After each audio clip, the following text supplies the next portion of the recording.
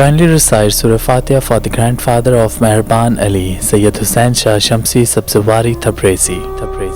اللہ نے اپنے خاص بندوں کی باتیں انسانوں کے نزدیک اس لیے واضح کی تاکہ ہر دور میں انسان ان واقعات سے سبق حاصل کر سکے۔ تو ویسے ہی ایک عظیم نبی جس کو 40 دن تک مچھلی نے اپنے پیٹ میں رکھا، ان کے واقعے کو بھی اللہ نے ہدایت رکھا ہے۔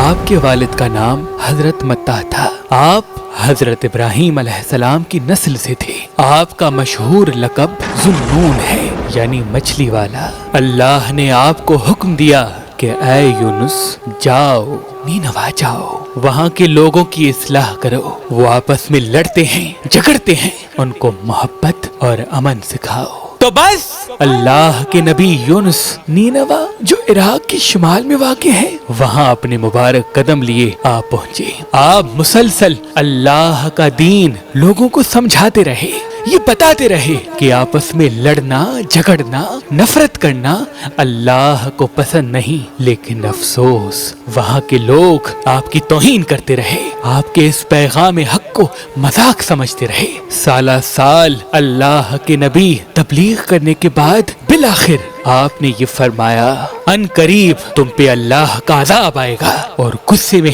اس بستی کو چھوڑ کے باہر چلے گئے، اور دل ہی دل میں سوچتے رہے کہ یہ قوم سدھرنے والوں میں سے نہیں۔ اللہ کے حکم کے بغیر انہوں نے اس بستی میں رہنے والوں کی اصلاح کرنا چھوڑ دی۔ کچھ ہی دن گزرے تو اس بستی پہ ایک بڑا سا بادل دور سے آنے لگا جس میں بجلیاں اور آگ چمک رہی تھی۔ اس بستی کے لوگوں نے جیسے ہی آسمان میں آگ چمکتے ہوئے دیکھی تو آپس میں کہنے لگے لگتا ہے کہ قوم لوط کی طرح ہم پہ بھی اللہ کا عذاب آ گیا۔ یونس سچا تھا، یونس کا اللہ سچا تھا، اب ہمیں اللہ کے عذاب سے کوئی بچا نہیں سکتا۔ اتنی دیر میں کسی نے کہا آؤ بیٹھ کے اللہ سے معافی مانگتے ہیں۔ اس گاؤں کے تمام لوگ زمین پہ بیٹھ کے اللہ سے معافی مانگنے لگے، اپنے گناہوں کو قبول کرنے لگے، یہاں تک کہ 3 دن گزر گئے۔ بے شک اللہ بار بار معاف کرنے والا ہے۔ اور یوں وہ آگ برسانے والا بادل اس گاؤں سے دور چلا گیا، اور سب اللہ کے نبی یونس علیہ السلام کے منتظر ہو گئے کہ اللہ کرے یونس علیہ السلام واپس آ جائیں، ہمیں اللہ کا دین سمجھائیں، ہمیں محبت اور امن اور سلامتی کا پیغام دیں۔ اور وہاں حضرت یونس علیہ السلام کشتی میں سوار ہو کر دور جا رہے تھے، یہ سوچ کے کہ واپس کبھی اس گاؤں میں نہیں پلٹوں گا۔ اتنی دیر میں سمندر کا طوفان کشتی کو ڈبونے لگا۔ کشتی کے سالار نے کہا جو سامان کشتی میں ہے وہ جلدی پھینکو، ایسا نہ ہو کہ ہم سب کے سب ڈوب کے مر جائیں۔ کشتی کا سارا سامان پھینک دیا لیکن کشتی نہیں سنبھلی۔ بالآخر کشتی کے سالار نے کہا کشتی سے وزن کم کرنے کے لیے ہم کسی کو پھینکتے ہیں، شاید کشتی سنبھل جائے۔ سب ایک دوسرے کو دیکھنے لگے تو سالار نے کہا ایسا کرتے ہیں قرآن اندازی کرتے ہیں، جس کا قرآن نکلے گا تو اس کو قربانی دینی پڑے گی تاکہ دوسرے لوگ بچ جائیں۔ بس سب کے نام تحریر کیے گئے اور قرآن اندازی کر کے جب پہلا نام نکالا تو پہلا نام اللہ کے نبی یونس کا نکلا۔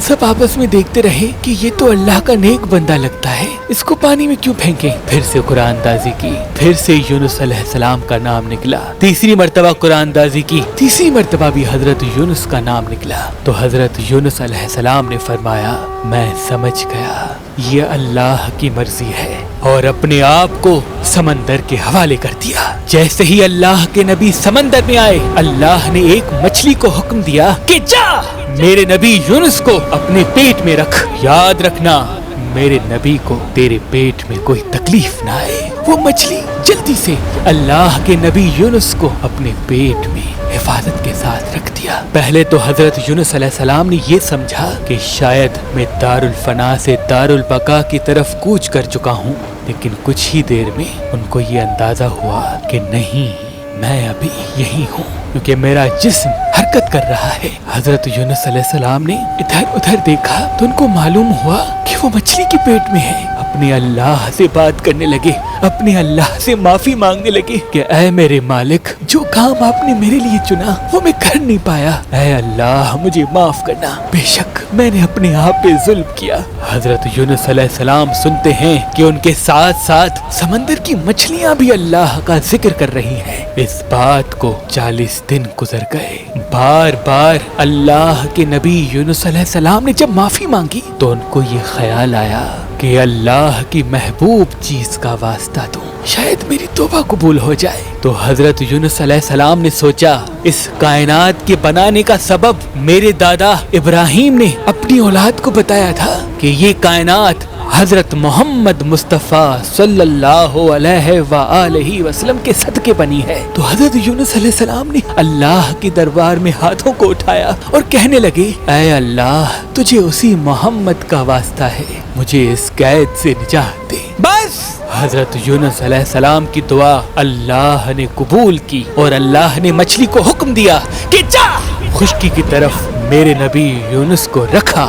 تو اس مچھلی نے اللہ کے حکم کو تسلیم کیا اور خشکی کی طرف جانے لگی اور اللہ کے نبی یونس کو اگل کے خشکی پہ رکھ دیا۔ اس وقت کافی ایام مچھلی کے پیٹ میں رہنے کی وجہ سے حضرت یونس علیہ السلام کا جسم پورا سوج چکا تھا اور دھوپ لگنے کی وجہ سے آپ کا جسم جل رہا تھا۔ آپ اللہ سے معافی مانگنے لگے کہ اے میرے اللہ تو نے مجھے قید سے تو نجات دے دی، اے میرے اللہ میری حفاظت کر تاکہ میں تیری اسی قوم کے پاس جا کر لوگوں کی اصلاح کر سکوں۔ اللہ نے زمین کو حکم دیا کہ ایک پھلدار درخت یونس علیہ السلام کے جسم پہ سایہ کرے اور اپنے پھلوں سے یونس علیہ السلام کو غذا پیش کرے، اور یوں اللہ کے نبی یونس علیہ السلام اس درخت کے سائے میں بیٹھ کر صحتیاب ہونے لگے، اور پھر آپ اسی گاؤں واپس چلے گئے جہاں جانے کے لیے اللہ نے انہیں حکم دیا تھا۔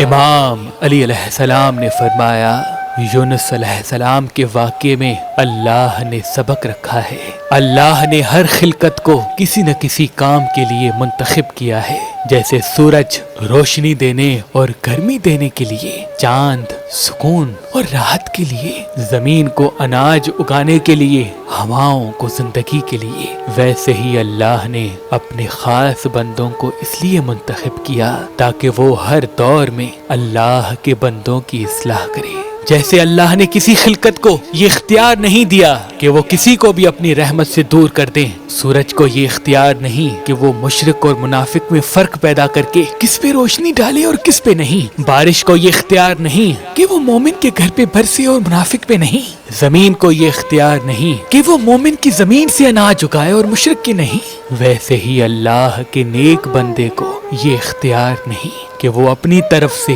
یہ ارادہ کر لے کہ اس کی اصلاح کروں اور اس کی نہیں۔ ہدایت اللہ کی طرف سے ہے اور اس ہدایت کو پہنچانا اللہ کے خاص بندوں کا فریضہ ہے۔ کون اللہ کے کتنے قریب ہے اس کا فیصلہ صرف اللہ کرے گا، کس کو دوزخ اور کس کو جنت ملنی ہے اس کا فیصلہ صرف اللہ کرے گا۔ پیغام دینے والے، تبلیغ دین کرنے والے ایک مزدور کی طرح صرف اپنا کام انجام دیتے رہیں، وگرنہ ان کا انجام بھی ویسے ہی ہوگا جیسے اللہ نے اپنے نبی حضرت یونس کا کیا تھا۔ ہمارے یہاں ہزاروں میری ایسی بہنیں اور بھائی شادی کرنے کے لیے کوششیں تو کرتے ہیں، لیکن ان کو ایک اچھا رشتہ نہیں ملتا۔ تبھی آپ تمام مومنین کی دعاؤں سے ہم نے مہربان شادی دفتر قائم کر دیا ہے۔ اگر آپ اپنے گھر میں یا اپنے لیے خود کوئی اچھا رشتہ چاہتے ہیں تو آپ مہربان شادی دفتر کے نمبر پہ کال کریں، اور جس قسم کا آپ کو رشتہ چاہیے انشاءاللہ ویسا ہی رشتہ ہم آپ کا کروائیں گے۔ اگر ہمارا نمبر آپ کو مصروف ملتا ہے تو آپ مہربانعلی.com پہ آئیں اور اس کے بعد مہربان شادی دفتر پہ کلک کریں اور ساری تفصیلات یہاں موجود ہے۔ اللہ تمام مومنین کو سلامت رکھے۔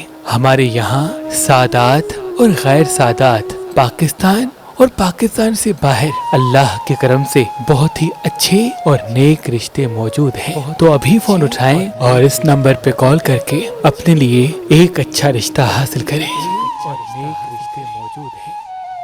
अल्लाह के रसूल ने फरमाया, ज़कात देने से इंसान के पिछले गुनाह माफ होते हैं और सदका देने से इंसान की आने वाली मुसीबत खत्म होती है। हम ज़कात सदकात निकालते तो हैं, लेकिन देने के लिए हमारे पास इतना वक्त नहीं होता मुस्तहकीन की तस्दीक कर सकें। और फिर रोड रस्तों पे जो फकीर हमें नजर आता है, हम उन्हें ज़कात और सदकात दे देते हैं, लेकिन अफसोस तो ये है कि उनमें काफी लोग मुस्तहक नहीं होते और हमारे सदके और ज़कात से वो नशे, घुटके और अय्याशियां करने लगते हैं। और जो ज़कात और सदका लेने के मुस्तहक हैं, वो अपने घरों में भूखे फाके काटते रहते हैं। तभी हमने मुस्तहक अशखास के घर पे जाकर सदका और ज़कात देने का इरादा कर दिया है। अगर आप ज़कात निकालते हैं, सदका निकालते हैं, तो मेहरबान फाउंडेशन में जमा करवाएं, ताकि आपकी ज़कात और आपका सदका